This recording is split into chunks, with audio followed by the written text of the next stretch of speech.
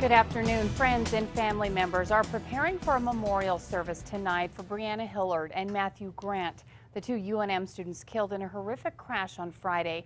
Friends of the victims tell us it's still hard to believe what happened. News 13's Alex Goldsmith is live on Rio Grande near Belima with more. Alex? Kim, it happened here Friday night when the car with those students pulled out of the Hotel Albuquerque and it was slammed into by a stolen speeding truck that sent that car with those students tumbling. That car came to a rest a little ways down the road over there. That's where some of Brianna Hillard's friends made a memorial yesterday.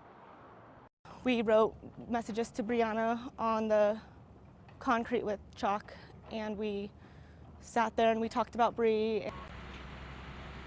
Hillard and Grant will both be honored at a ceremony at the Student Union tonight at 7. There's not only sadness but anger at how this all happened.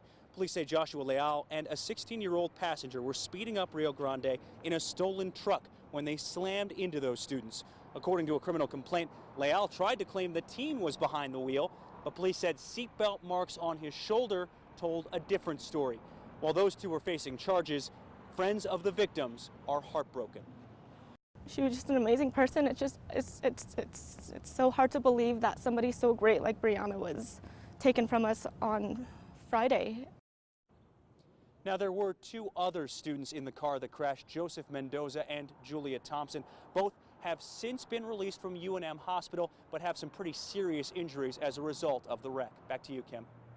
Okay, thanks, Alex. Now, the 16-year-old boy police say was riding in that stolen truck with Leal when it crashed has not been charged yet in this case, but does remain locked up. Yesterday, Miguel Hernandez was in juvenile court. Authorities were on track to end his probation for a previous arrest when Hernandez got involved in that deadly crash. His probation has now been revoked. The driver, Joshua Leal, is now facing 8 charges, including 2 counts of vehicular homicide. He'll need $750,000 in cash to get out of jail.